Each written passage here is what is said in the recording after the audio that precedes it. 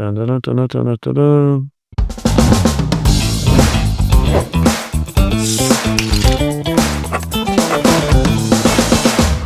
Welcome to Report Card episode number 2. Today we're exploring raising confident leaders of tomorrow. We're joined by Mr. Sim, General Manager of Tatler, Malaysia. Welcome. Thank you for having me. So tell us a little bit more about your work with Tatler, Malaysia, and how communication is a critical aspect of getting your message across to your audience. Okay, well, Tatler is, first and foremost, we're a media company. We've got our magazine, website, newsletters, social media platform. So communication is, I would say, is our bread and butter, is our forte, right? So me as the general manager, I oversee all the editorial, which is the content, the writing, the story direction, as well as the commercial aspects and the branded content, events and everything. So pretty much prior to being the general manager, I was the print editor and the digital editor, and I've been a journalist and editor for past 10 years. Back to Tatler, communications is very important. It's at the core of what we do, because what we do is we tell stories. What we do is we kind of like take messages from brands, from something that happened, and kind of like deliver it to our readers, our community, and deliver it in a way that maybe something complicated is written and showcased in a way that is more simpler, easier to understand. We want to welcome you back to the Sunway ecosystem. Yes. So once upon a time, you were an alumni of Sunway. I would say my journey into the media landscape in Malaysia, I was somewhat accidental. I'm an OSMAT graduate, so I did OSMAT, and then after that, I studied I got a business degree at Victoria University. After graduating, I was like, okay, now I got to look for a job, and I was applying and all. One of my friends is a journalist with a local newspaper. We'd hang out and we'd talk about current affairs and stuff like that. So he was like, why don't you try out to be a journalist? I've never imagined myself as a journalist or a reporter. But sure, no problem. He got me an interview. I met the editor that time. We spoke about it and did a writing test. And I got hired as a reporter, and it's just been in the media landscape since. And I've done pretty much, I would say everything, but I've went from being a general news reporter to a business news reporter. I was with an entertainment magazine. It was called Juice Magazine, Clive Magazine. I was in radio with BFM. I was a producer. So I've pretty much kind of like gone from physical to digital to broadcasting. Oh, that's exciting. In many ways, you embrace one of the Sunway core values, and that is humility and being sort of humble in your acknowledgments of your journey. But you've accomplished very much. Thank you. And part of that foundation was in Sunway education and learning the communication skills and the life skills that extended into your career. Yeah, I think my experience in Sunway, especially in OSMAT, what was really eye-opening and kind of like a real experience for me was how international it is. Coming from my public school background, yes, it's multicultural, but you meet other Malaysians. But when I did OSMAT college and university, I've never met someone from Maldives, but to meet them, work with them, do assignments, hang out with them, people from South Africa, people from Norway, from UK, then at that and at education college level, when you start having these interactions and then going out into the real world to work, and especially in my line of work in the media where you have very international exposure, you don't feel like you need to, like, oh, what do I do? All right. It comes naturally because I've already done it in college, in university. And I think that will be always one of the biggest impact that Sunway has for me. No, you raise a good point. We're finding the best teachers from around the world. Presently, we have teachers from over 15 different countries and students from over 50 countries. But that international flavor, that international mixing of ideas and cultures, I think is really enriching for everyone. But the university ability to communicate is key amongst our students, our teachers, and then preparing our students for the future. Yeah, I agree. I think different cultures, different country, different people you meet, how they communicate, okay, we all speak English, but how we communicate, where some people are more vocal, some people are more reserved, some people, the way you talk and the way you phrase something might seem shocking, but to some is normal. The exposure that I had studying, and then working, it gave me that insight. Those personal skills, those collaboration skills, The problem solving skills really helps with interacting with people of all different natures and different backgrounds. And I think as our students prepare for the future, that critical thinking, problem solving, collaboration, a skill set is very important to being productive leaders of the future. Yeah, I agree. I think as leaders, one of the most important traits that you need to have is communication. You need to be able to communicate your ideas, your intention, and also any issues that's coming up, right? And,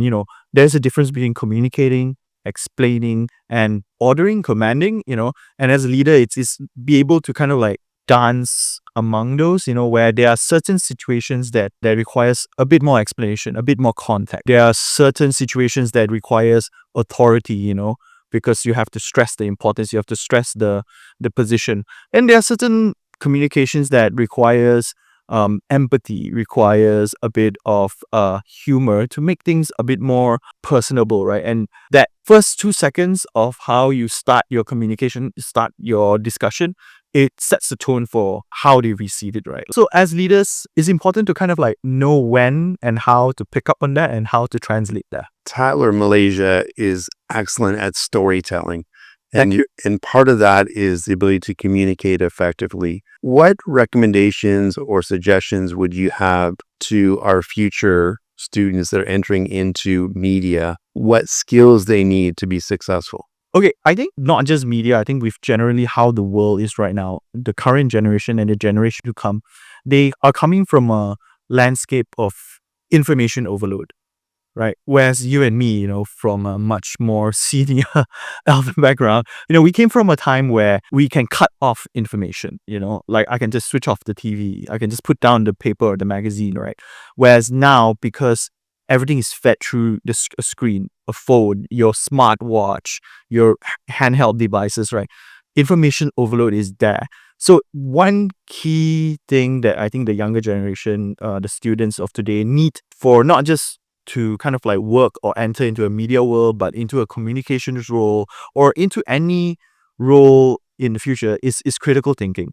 It's kind of like be able to discern when certain information is just noise and certain information is critical or important to whatever decision that you make. Because like it or not, you are being fed information nonstop, with AI and all that. It's just coming out nonstop. So the people today, the younger people, they really need to kind of like, and I do believe that it's probably an innate thing as they grow up with it, where you can kind of like discern like, okay, is this what I need? Is this correct? Is this true? Instead of just taking things at face value. You're right. I mean, our students are very much connected to the World Wide Web, connected to their phones. And we certainly encourage our students, once they arrive on campus, to put their phones away and to focus on their studies and study skills throughout the day. Another area that Sunway really focuses on is sustainability and being good global citizens. So we teach our students to be respecting of self, respecting of others, and then extending that into the community. And that includes many aspects, such as environmentalism and looking after our community in a broader sense. How are you seeing that in the next generation of people entering the workforce, the ability to respect themselves, respect their colleagues, and to look after community? I think it's much more important for the next generation, right? I think students, we've had interns, with young writers, and even with the younger generation people that I meet in work, right? Not just writers, but, just people from brands and all. Sustainability, connection is very important to them because they're growing up in this era where like even the companies and a lot of organizations themselves, they've taken the decision that like, things like CSR, sustainability is no longer just a PR move, it's a core part of what they do, right? And that I think resonates a lot with the younger generation, right? When they kind of like look at the world, look where they are, they see a state of like, oh, okay, how can we make things better? Is this company, is this institution, is this organization that I'm going to work with, do they look beyond just dollars and cents? Do they take care of their people? Do they take care of the people around them? Youths of every generation, even in my time, perhaps your time, where when you're young, you kind of like look for a sense of purpose. You look for like something larger than life, right? And education is very exciting in that way too, because the world is imperfect, but we're able to shape the next generation to be the problem solvers to address those issues. That's one thing that we do on a daily basis through our lessons, through field trips, through teams, through clubs, providing students with the skills to address the problems of the future, to be aware of what issues are out there and how they can be empowered to change them.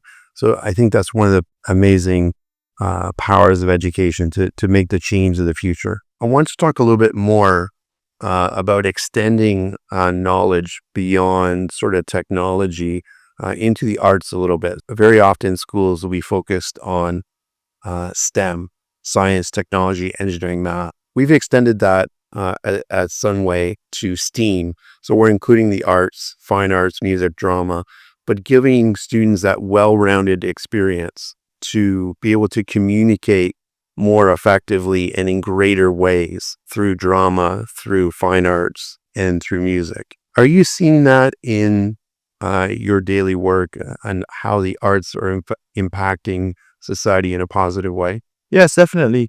I think for me, these kind of things are very important to create a well-rounded individual. Let's say you are a science graduate or a math whiz, being exposed to the creative side, there are benefits to that, you know. It teaches you to express your ideas in a different way, you know, like, you know, if you're an engineering graduate, you're just, you know, math and like computers and stuff. But when you go into the workforce or when you are even in school, how do you stand out? You is to present your information, present your solution, present your ideas. And when you study a bit about art, you learn about the creative field, you are exposed to ways of like, oh, okay, how can I illustrate my solution for this? You know, if you're an engineering student, a robotics student, right? You know, rather than just doing a typical presentation, or if you are kind of like learn a bit about the arts, maybe it will inspire you to present your topic in a different way.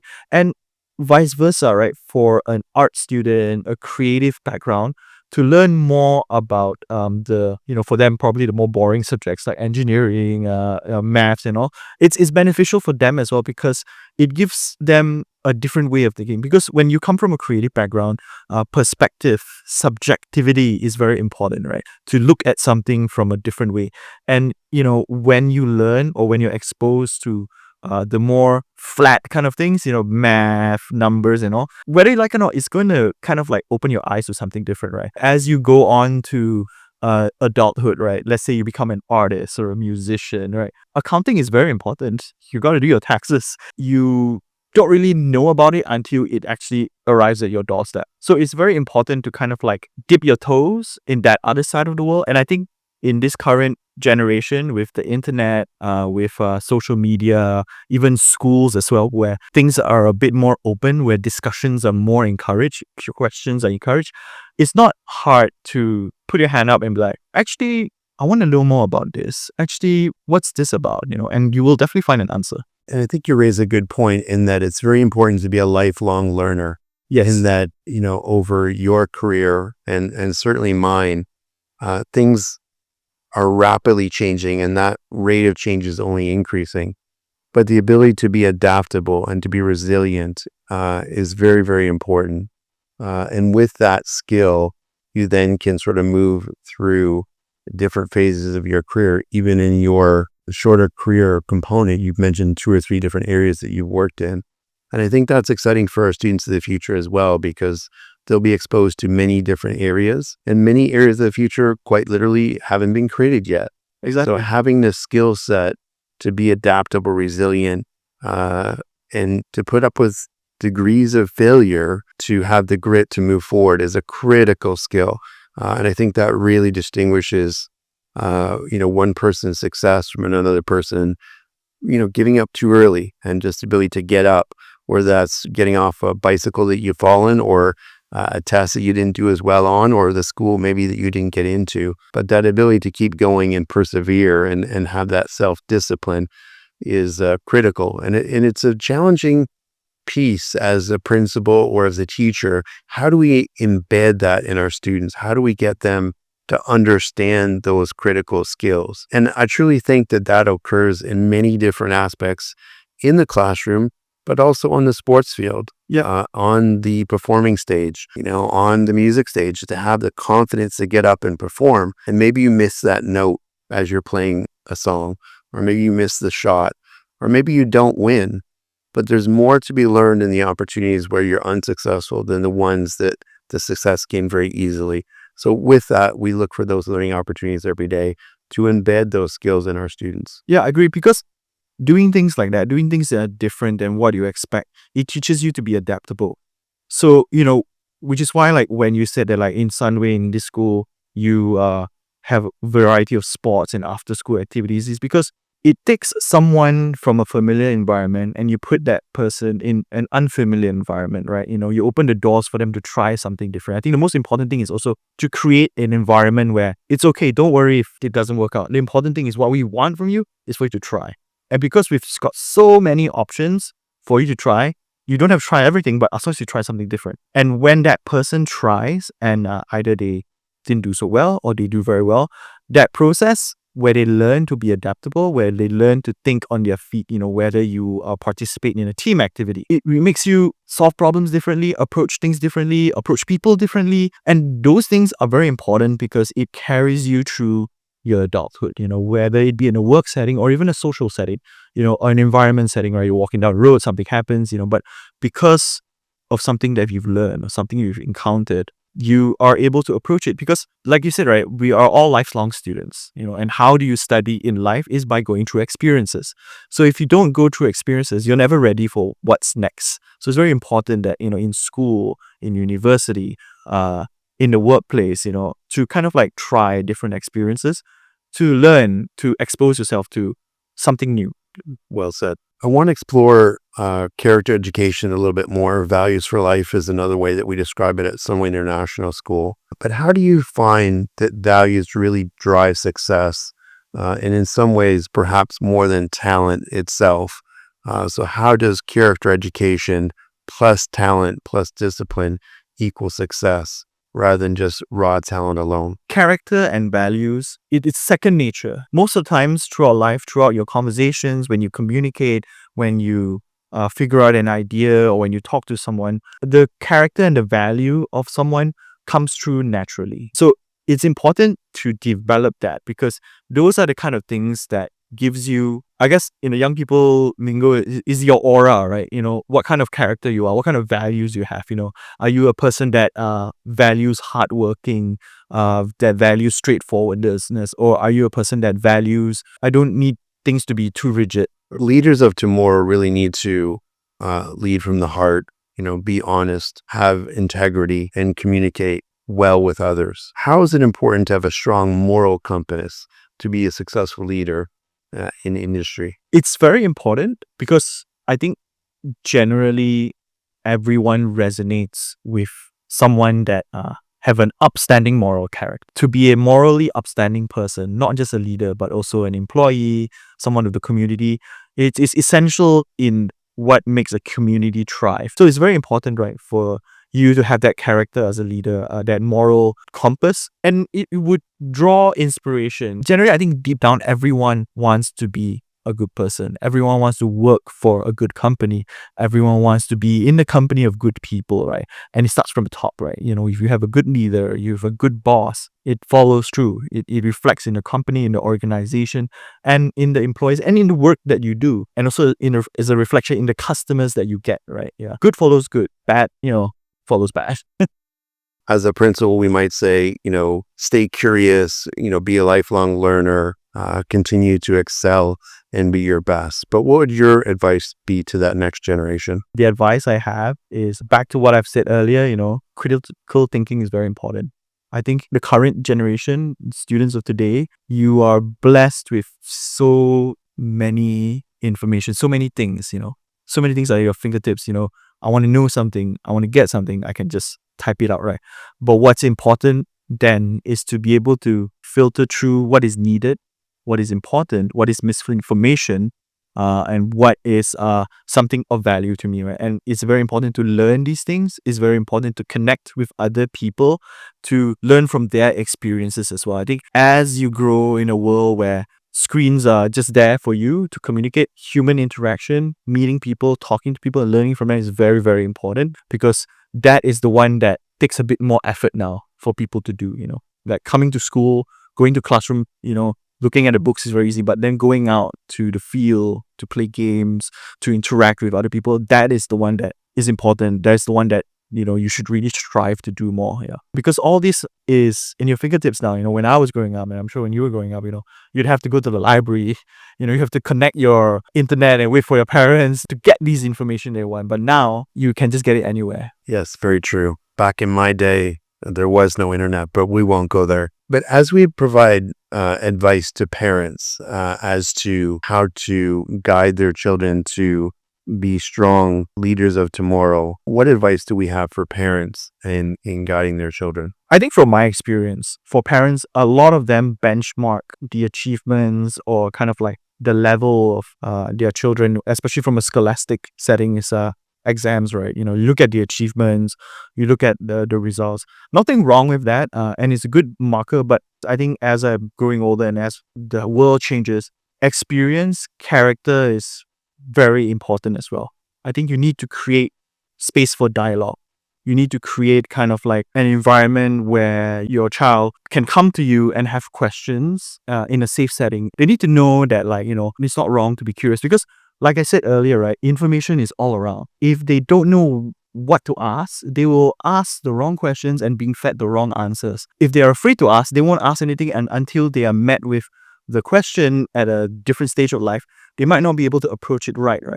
So, studying and excelling exams is one thing, but to be able to kind of like create that environment where they could come to a parent and showcase their curiosity, showcase what they're struggling with, what they're not sure about, that is very important. Thank you. So as we bring our second episode to a close, I wanted to thank Mr. Sim for joining us. It's been a great opportunity for me to learn a little bit more about industry and that transition from school into the working world, and your insights on students and your insights for parents have been invaluable. So thank you so much for that. Thank you very much. It was a great experience here as well, and talking to you. Really enjoyed it. Thank you. Thank you, everyone, for joining us today. Thank you, Mr. Sim, for your insights and invaluable content. Please join us in the next episode of Report Card Episode 3. See you then.